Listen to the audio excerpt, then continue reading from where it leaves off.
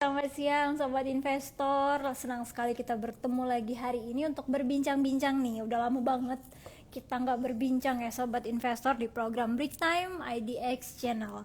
Sobat Investor, hari ini bagaimana nih kabarnya dan kabar portofolionya? Aduh serem banget ya, hari ini itu udah berlaku ARB 35% nih Sobat Investor. Jadi yang trading, yang ikutan IPO harus lebih cermat dan hati-hati lagi ya sobat investor ya. Nah, kita cek dulu penutupan indeks harga saham gabungan pada sesi pertama tadi dan ternyata menguat tipis nih, meningkat sekitar 0,31% atau bertambah sekitar 21,750. Nah, sekarang berada di posisi 6.999. Wow, satu lagi udah nyampe 3.000 ya. Kira-kira besok nyampe nggak ya 3.000 atau sore ini? Nanti kita akan cek dan recheck ya sobat investor ya. Nah, ada 246 saham yang menguat, 261 saham yang melemah, dan 236 saham yang stagnan. Sobat investor, sahamnya berada di posisi mana ini? Nah, sementara itu, tema yang akan kita bahas hari ini adalah prospek saham kesehatan di era endemi. Masih menarik nggak ya kira-kira? Nah, Indonesia tuh secara resmi keluar dari status pandemi ya Sobat Investor, dan mulai babak barunya di masa endemi pada per 21 Juli 2023. Dan seperti yang udah kita ketahui nih, sebelumnya di masa pandemi, kinerja sektor kesehatan melesat banget ya, ditopang perubahan gaya hidup masyarakat yang mulai peduli dengan kesehatannya. Nah, pada masa pandemi juga kebutuhan akan vaksin meningkat sehingga turut menopang kinerja emiten farmasi. Lalu gimana nih kinerjanya di masa endemi ini? Nah, langsung aja kita undang Mas Lukman Hakim, Senior Research Analyst Reliance Sekuritas. Nanti sobat investor yang mau cross check portofolionya boleh langsung ketik di kolom komentar ya.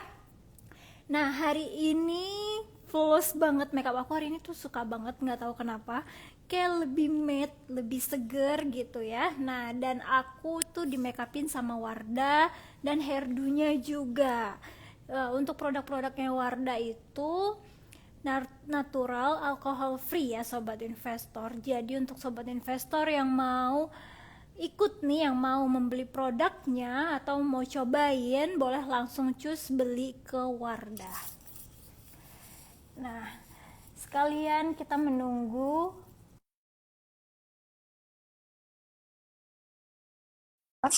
Hai Daniel, nanti join ya sampai akhir. Dan hai Mas Budi Mulya, gimana keadaan portofolionya saat ini? Halo, selamat siang Mas Lukman. Halo, selamat siang. Iya, Mas Lukman, hari ini bagaimana kabarnya dan kabar portofolionya nih Mas Lukman? Wah, untuk kabarnya sih baik tuh. Portonya juga hijau nih, harusnya kan ya ISG hijau. Iya, Jadi by the way overall hari semoga ini kan para udah investor juga hijau ya. Oke, karena hari ini juga udah 35% ARB ya Mas ya. Iya, udah simetris ya. Balik lagi. Iya. Nah Mas, mau dong gimana nih pandangan indeks harga saham gabungan untuk 1 minggu ke depan ini? Oke, untuk 1 minggu ke depan sih kita perkirakan masih ini secara teknikal sih dia cenderung rebound ya, karena kan kemarin berhasil break out di resistennya di 6960 untuk TSG saat ini ya. Cuman untuk sentimennya sih masih dari luar negeri sih, dari eksternal yang masih banyak ini ya, banyak gunjang-genjing ya, masih banyak kekhawatiran dari para pelaku pasar ya, dari segi inflasi kah, dari suku bunga dari The Fed seperti itu. Jadi kami perkirakan sih untuk IHSG dari dalam negeri sih masih kuat ya, masih kuat atau masih strong. Jadi untuk IHSG cenderung naik sih, cenderung naik seminggu ke depan ini, karena kan secara technical rebound ya dari dalam negerinya juga masih cukup kuat gitu di dalam negeri. Oh, Oke, baik. Berarti indeks harga saham gabungan ini cenderung meningkat ya, dan ternyata Ya. nembus dong ya. Kalau udah meningkat tuh pasti bakalan tembus ke 7.000 ya Mas Lukman ya.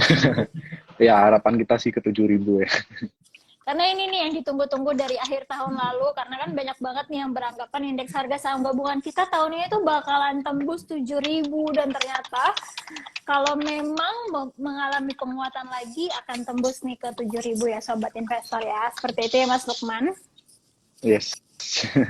Nah, Mas, kita akan ngebahas tentang kinerja ataupun prospek perusahaan kesehatan nih ya.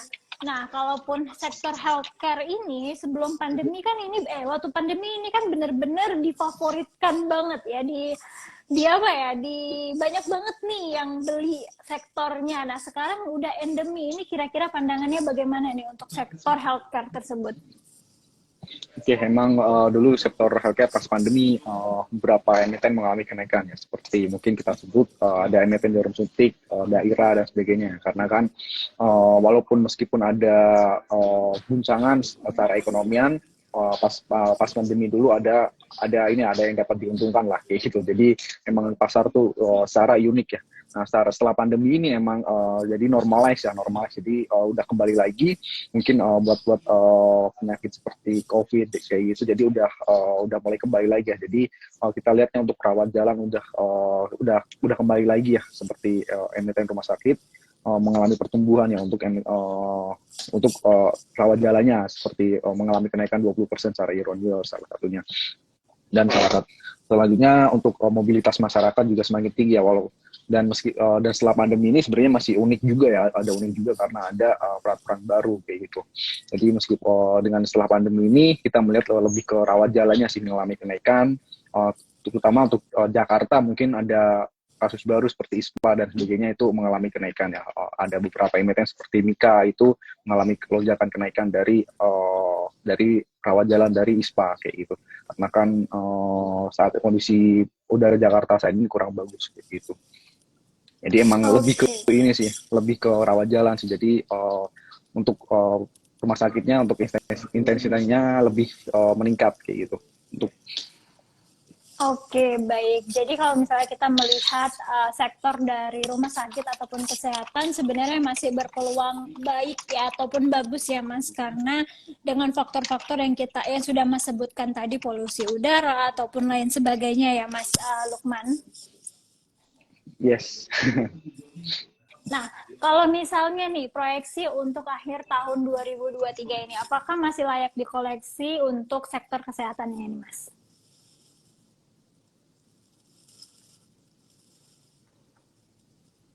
Ya, Mas Lukman, bagaimana suara saya terdengar? Iya, sobat investor, ternyata jaringannya narasumber kita. Ya, Mas Lukman, ternyata jaringan narasumber kita itu masih terganggu ya, sobat investor. Sobat investor yang ingin bertanya tentang portofolionya, nggak harus tentang kesehatan, boleh langsung ketik di kolom komentar.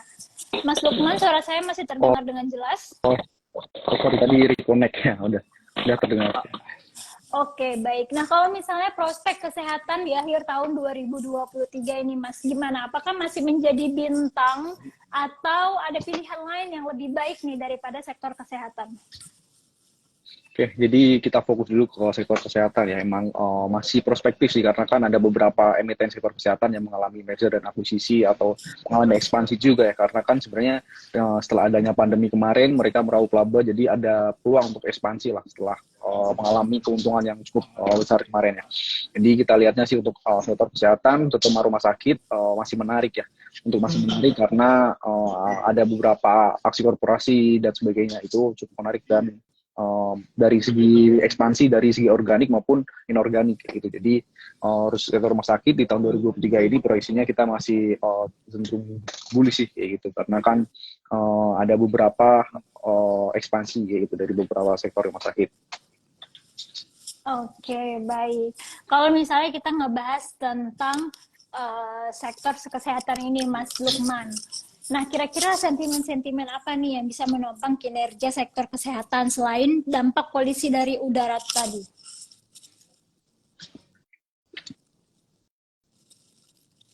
Ya, Mas Lukman. Suara saya terdengar jelas ya Sobat Investor. Sekali lagi yang ingin bertanya boleh langsung ketik di kolom komentar ya. Nanti akan kita tanyain dengan Mas Lukman, ahlinya atau expertnya di bidang pasar saham. Dan ternyata narasumber kita ini koneksinya terputus. Kita tunggu ya sobat investor ya. Oh, oh udah kembali lagi, sorry. Ya Ya, Mas mungkin Lukman suara. oke, masih aman sih suaranya. Ya, bagaimana Mas? Tadi Oke, pertanyaannya jadi udah dapat ya? udah, oke. Jadi ini ya sentimen untuk sektor kesehatan ya. Ya. Saat ini sih yang terbaru adanya tentang RUU tentang kesehatan ya. Ini kita lihatnya dapat menguntungkan terutama sektor rumah sakit ya, karena ada beberapa sektor kesehatan lainnya lebih spesifik ke sektor rumah sakit kayak gitu. Jadi itu kan salah satunya dapat meningkatkan ini ya tenaga kerja meskipun dari luar negeri itu bisa berdampak positif bagi emitennya.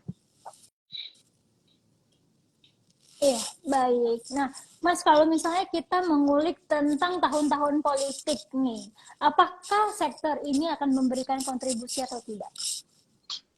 Untuk di tahun politik ini sih kita lihatnya lebih ke polisinya ya, karena kan ada apa namanya, ada undang-undang baru nanti dengan adanya pemerintahan baru apakah ada peraturan baru seperti itu sih. Namun saat ini untuk direct efeknya sih kita belum melihat ya, karena lebih kita lihatnya untuk sektor politik lebih ke untuk event politik ini kita lebih lihatnya ke sektor retail ya, karena kan direct efeknya ke situ langsung kayak gitu, karena kan ada beberapa potensi peningkatan konsumsi domestik kayak gitu. Jadi untuk directnya kita lihatnya lebih ke sektor retail dengan adanya event politik ini. Jadi untuk kesehatan belum dulu. Oke, baik. Nah, tadi ada yang komentar Mas Reynaldo. Boleh bertanya, boleh ya. Nanti ketik aja di kolom komentar ingin bertanya mengenai apa. Nah, Mas Lukman, kalau misalnya nih, kemarin itu melesat nih, Rumah Sakit Siloam Hospital atau kode emiten Silo dengan naik hampir 10% dengan dikeluarkannya Undang-Undang Kesehatan disahkan ya. Apakah kenaikan ini berdampak dengan RUU yang baru ini atau tidak nih, Mas? Oke, jadi kan salah satunya emiten Siloam itu emiten rumah sakit ya.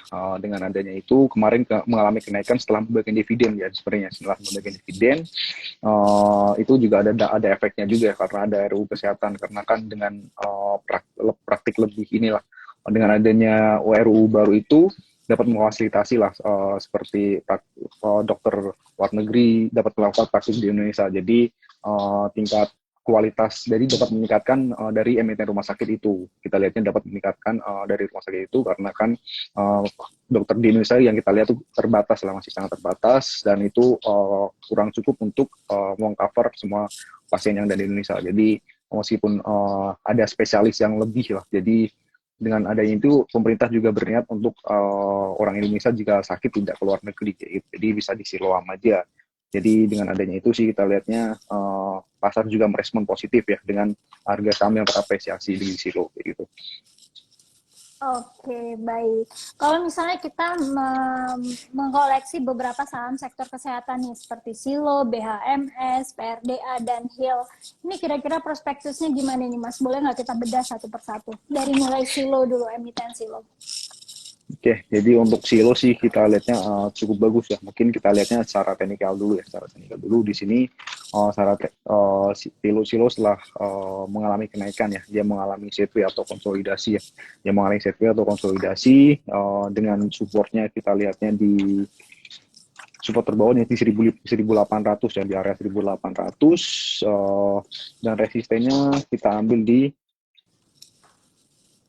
2110.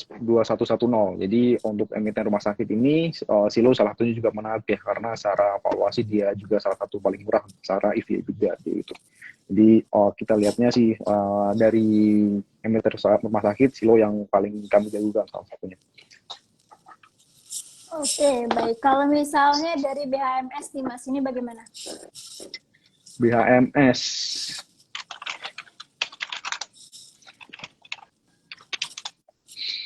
Jadi kalau sebentar.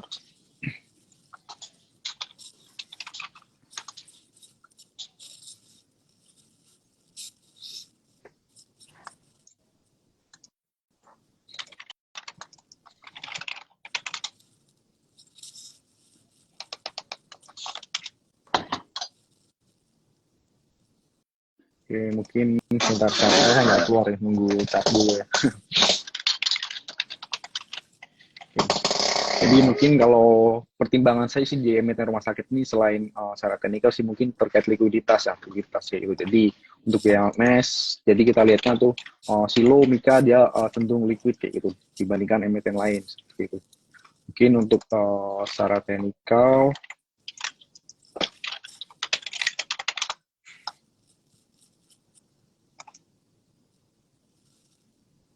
Ya, bagaimana Mas? sebentar ya chartnya masih Oke, Oke. jadi secara PI dia juga udah lumayan tinggi juga ya untuk BMAS ini.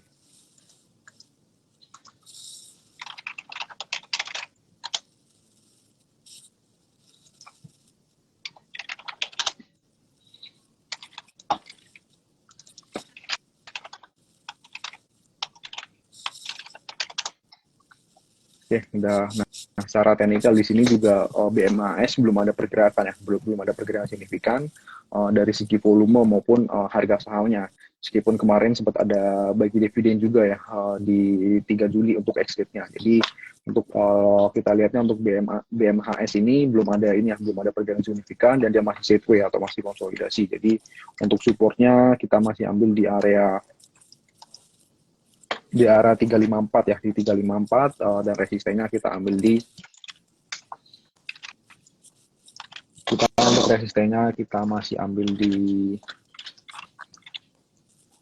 422. Jadi saat ini masih sideways, jadi kita masih akan tunggu dulu untuk BMAS ini. Jadi masih cenderung tunggu dulu ya karena belum ada pergerakan signifikan.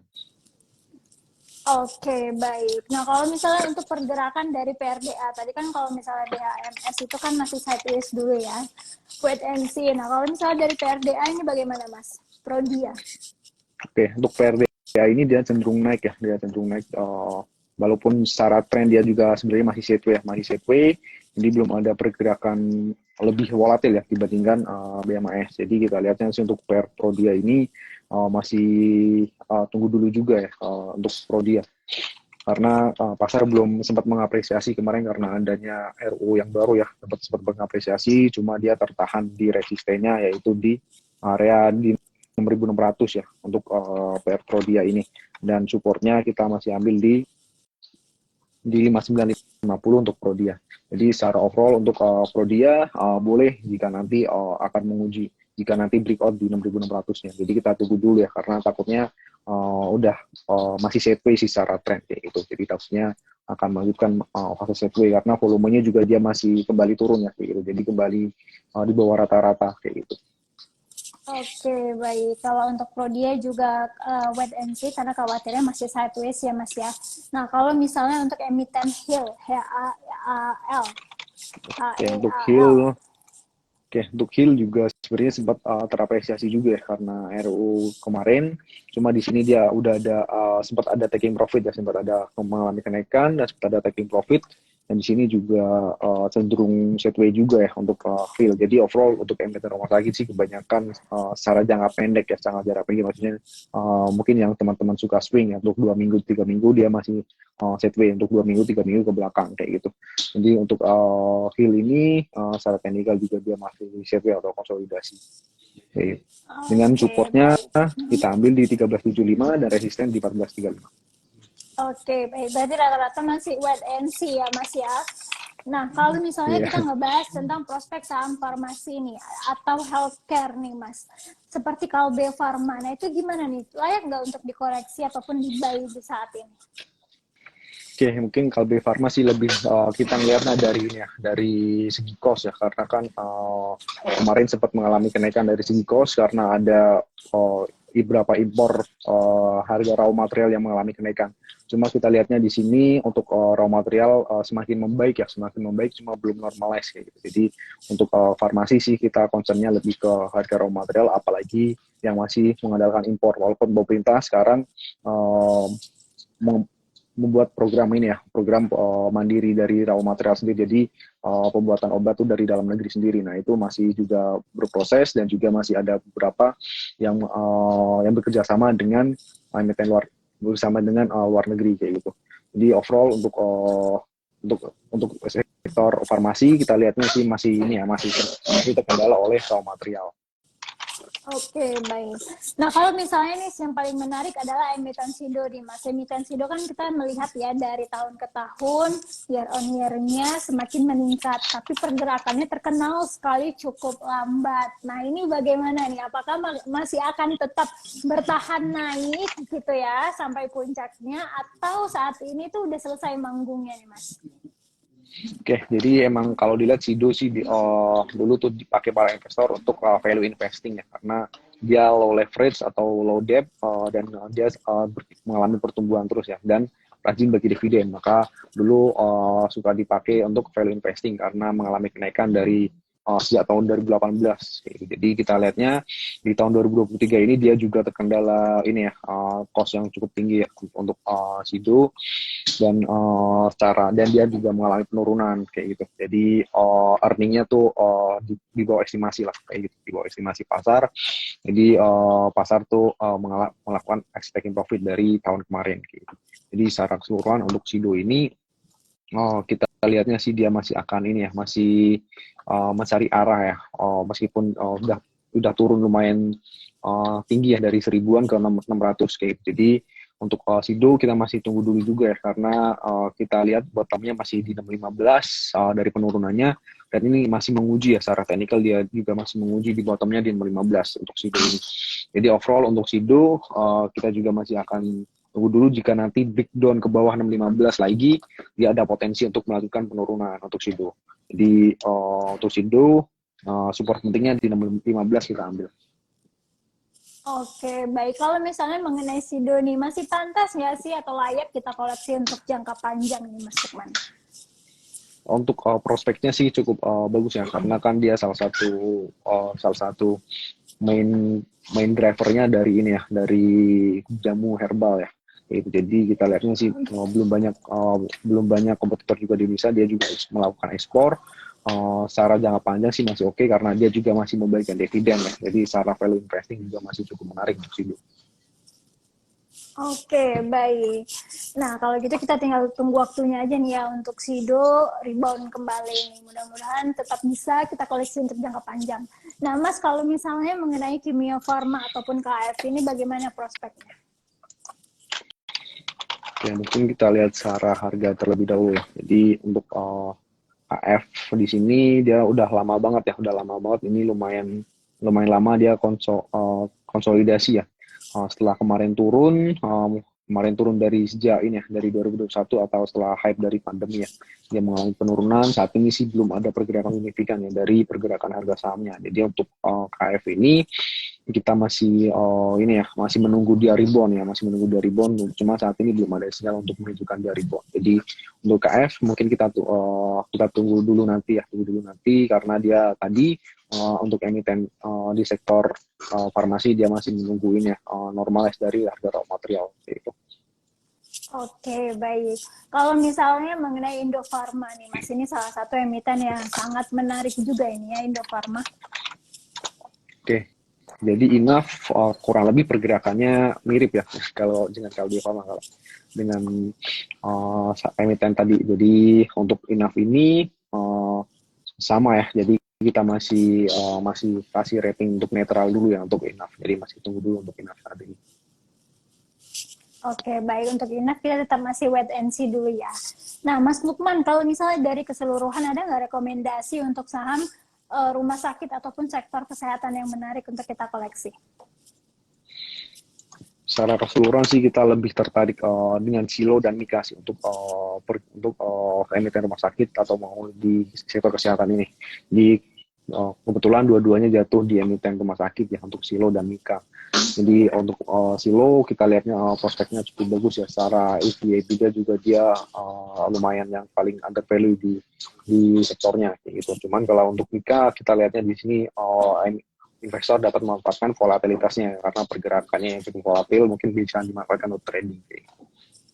Oke, baik. Nah, Mas Lukman, ada beberapa pertanyaan dari sobat investor dari @japux. Mas, boleh dong liatin analisanya untuk GoTo. Oke, GoTo. Mungkin kita beralih ke GoTo ya. Oke. Agak lompat-lompat Jadi ini Mas. oke, jadi mungkin banyak yang bertanya ya untuk investor kayak gitu karena kan sempat fenomenal ya karena berapa kali turun seperti itu ya. Jadi untuk Goto ini kita lihatnya sih masih kita belum merekomendasikan ya karena sempat rebound walaupun secara jangka pendek dia sempat rebound cuma belum belum dulu ya. Mungkin kalau jika ingin tetap masuk mungkin kita ambil safe amannya atau entry point-nya di area 84 ya, di 84 kayak gitu. Dengan support yaitu di 81 yang berarti dapat itu support penting ya kalau breakdown ke bawah lagi untuk Goto nanti dapat melakukan penjualan jika breakdown di 81 lagi karena menjadi support penting kayak gitu. Jadi mungkin entry point-nya kita jadi ambil di range 81 sampai 84 untuk saat ini sih belum ya karena takutnya ini kalau secara teknikal dia membentuk evening star ya dia membentuk evening star secara teknikal jadi takutnya dia berbalik rebound menuju ke supportnya terlebih dahulu jadi maka untuk entry point-nya kita tunggu di area support yaitu di 81 sampai 84 untuk Goto. Oke, baik. Mudah-mudahan Goto segera rebound dan nembus lagi di 100 ya, sobat investor ya. Nah, Mas Lukman, ada yang bertanya dari sebentar dari Rante. Kalau prospek dari RMKR gimana ini, Mas? RMKE atau ya? Atau Iya, RMKO? RMKE. Oh, ya. Oke, jadi RMK Energy ya, RMK Energy ini secara teknikal cukup menarik ya, secara teknikal dia cukup menarik. Dia membentuk Morningstar ya, kebalikannya dari Goto. Jadi sempat mengalami penurunannya tuh tertahan di supportnya di 780 dan dia mulai mengalami rebound dengan resisten selanjutnya kita ambil di 885 untuk jangka pendeknya ya. Untuk jangka pendeknya kita ambil 885. Jadi cara untuk RMKE cukup menarik secara teknikal karena dia mulai rebound. Jadi cuman kita masih ambil spekulatif. Dari indikator stokastiknya juga menarik. Dia golden cross dari area oversold. Dia udah menyentuh area oversold dan mengalami golden cross. Jadi MACD-nya diharapkan menyusul kayak gitu. Jadi overall untuk RMK ini ada potensi untuk rebound. Maka kita ambil spekulatif buy secara teknikal di RMK ini. Oke, baik. Spekulatif buy ya, sobat investor. Nah, Mas, ada pertanyaan selanjutnya dari @tantomo_suryo. Kalau MPPA bagaimana prospeknya? Oke, untuk MPPA kemarin sempat mau rebound setelah rekisu, cuman dia ada penurunan lagi kayak gitu. Jadi secara keseluruhan MPPA trennya jadi kita masih ambil di sideways ya karena dari Maret tuh dia mengalami sideways atau konsolidasi dengan supportnya kita terbawa ya mungkin range-nya kita ambil agak panjang karena dia sempat volatil mengalami kenaikan. Jadi supportnya kita ambil 71 dan resistennya kita ambil 114. Jadi saat ini harganya di antara support dan resistennya. Maka volumenya juga dia meskipun habis rekisu dia belum ada lonjakan volume lagi ya. Kayak gitu. Jadi overall untuk MPPA kita tunggu dulu mungkin entry point-nya kita tunggu di area 71 untuk MPPA ini. Sarah dia masih konsolidasi untuk MPPA. Oke, baik. Mas, selanjutnya pertanyaan dari @Indosibutar. Kalau BBCA bagaimana? Karena dengar-dengar juga ada isunya bahwasannya BBCA ini masih kurang bagus untuk saat ini. Mungkin Sarah jangka panjang sih oke ya. Mungkin kurang bagusnya kita lihatnya karena sekarang konsolidasi di area resisten ya. Mungkin para investor nggak takut gitu. Jadi secara harga sih seperti itu secara teknikal. Di overall untuk secara teknikal di sini BBCA memang harganya di area resisten atau di area all time high ya, di area mendekati all time high. Jadi mungkin para investor baru karena kan untuk BBCA ini biasanya untuk jangka panjang ya, untuk long term. Jadi kita tunggu dulu ya mungkin jika baru ingin masuk mungkin dapat entry point-nya mungkin di 8.500-an ya untuk jangka panjang. Gitu. Jadi overall untuk BBCA karena harganya udah menyentuh masih dekat di area all time high, jadi kita tunggu dulu untuk BBCA. Tapi kalau yang punya mungkin bisa melakukan ini ya taking profit dikit ya. Gitu. Oke, jadi overall baik. untuk BBCA itu untuk BBCA sih cukup. Oke, baik. Kalau misalnya BBCA itu kita tunggu di 8.500 apa nggak kejauhan ya, Mas ya? Ya karena sebenarnya kan sekarang udah tinggi di area dekat all time high ya, takutnya nanti baru masuk beli di atas gitu. Jadi overall untuk BPCA kan karena secara fundamentally juga karena kan loan growth-nya agak agak ini ya agak mengalami penurunan kayak gitu karena inflasi yang cukup tinggi, jadi loan growth-nya mengalami nggak setinggi kemarin kayak itu di tahun kemarin. Jadi overall untuk BBCA kita masih tunggu dulu karena kan adanya masih tinggi masih ada tingginya suku bunga kayak gitu. Jadi Oke. likuiditas lebih ketat. Oke, baik itu tadi untuk BBCA. Tapi kalau misalnya untuk jangka panjang tetap oke, hanya saja masuknya tunggu nanti mendekati support ya Mas ya. Ya, Mas ada pertanyaan lagi selanjutnya dari @learning.day. Mau tanya tentang Era. Kabarnya ada launching iPhone sama RUPS mau lepas Trisuri. Tapi pergerakan masih belum meyakinkan saat ini. Apa perlu hold atau bagaimana ini tindakannya? Oke, jadi emang era ini ditunggu-tunggu ya kalau ada gadget baru khususnya iPhone ya. Mungkin WWDC itu nanti 13 September ya. Jadi mungkin budget di Indonesia mungkin akhir tahun ya masuk ke iBox dan sebagainya. Jadi untuk era ini secara sih dia pembukaan store-nya cukup agresif ya. Jadi ekspansinya cukup agresif. Dia pembukaan store terus menerus dan untuk era ini emitennya secara prospektif juga ya. Banyak diversifikasi juga ke sektor F&B juga ya salah satunya untuk era. Jadi overall untuk era ini secara jangka panjang sih cukup prospektif ya kita lihatnya karena beberapa dia secara teknikal dia juga udah sempat koreksi ya udah sempat koreksi dari 700-an. Nah saat ini masih sideways kayak itu masih cenderung sideways. Jadi masih menunggu momentum ya, masih menunggu momentum. Untuk masalah treasury juga untuk melepas treasury sebenarnya menjadi sentimen bagi para pelaku pasar ya mungkin takutnya ada penjualan kayak gitu. Jadi mungkin untuk era ini cara bisnis sih dia cukup bagus ya. Cukup bagus mungkin menunggu momentum dari penjualan iPhone nanti bisa menjadi sentimen sih kita lihat ya. Oke, baik. Tenang sobat investor. iPhone katanya mau keluar nih antara September, Oktober atau November ya. Kita tunggu aja. Nah, Mas ada pertanyaan selanjutnya dari @suhani.tija. Kalau MEDC sama ESA gimana ini Mas pergerakannya? Oke, mungkin untuk Medco cukup menarik ya karena dia habis IPO anak usahanya atau Aman Mineral yang sempat mengalami kenaikan. Jadi untuk Medco ini juga secara valuasi harusnya terdorong ya dari anak usahanya yang berhasil melaksanakan IPO. Oke. Jadi untuk Medco di sini secara teknikal dia sempat kemarin mengalami kenaikan, cuma hari ini terkoreksi ya, Jadi resistennya kita ambil di 14.30 untuk Medco ya, untuk Medco. Jadi volumenya sih balik lagi turun untuk hari ini ya. Mungkin ada beberapa taking profit, cuma belum ada kelanjutan pembelian lagi. Jadi overall untuk Medco masih cukup menarik ya. Resistennya kita ambil di 14.30 dan supportnya mungkin kita ambil di sini di area 1160 untuk Medco ini. Oke, baik. Kalau untuk ESA sendiri bagaimana nih Mas Lukman?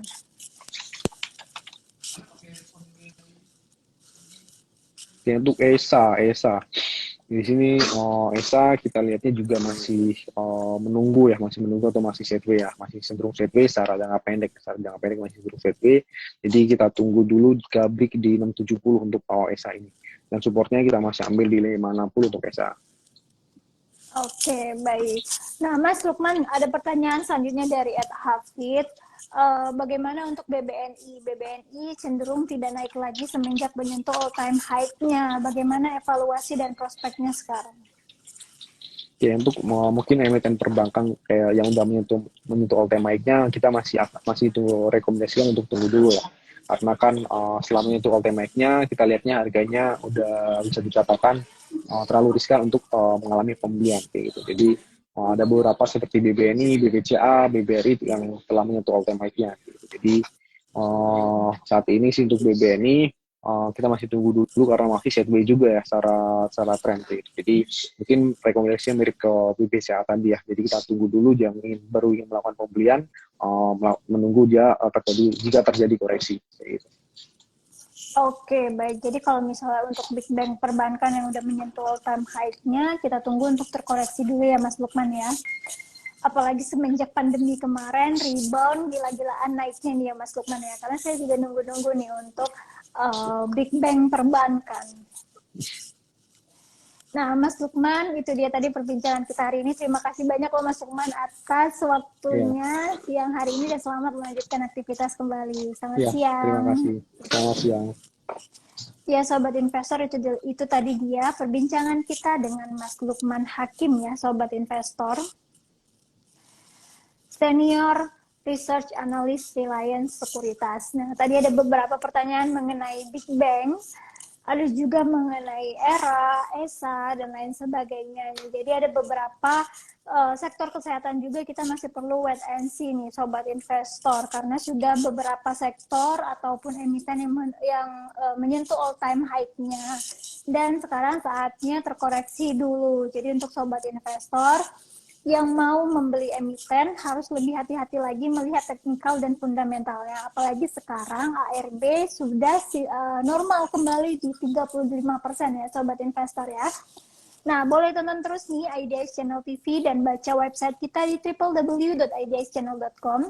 Follow sosial media kita di Instagram dan Twitter di @idx_channel, YouTube di @idx_channel_, TikTok IDX Channel, serta Facebook di @idxchannel.com. Terima kasih ya Sobat Investor. Saya Nadine Hedra, pamit undur diri. Bye-bye.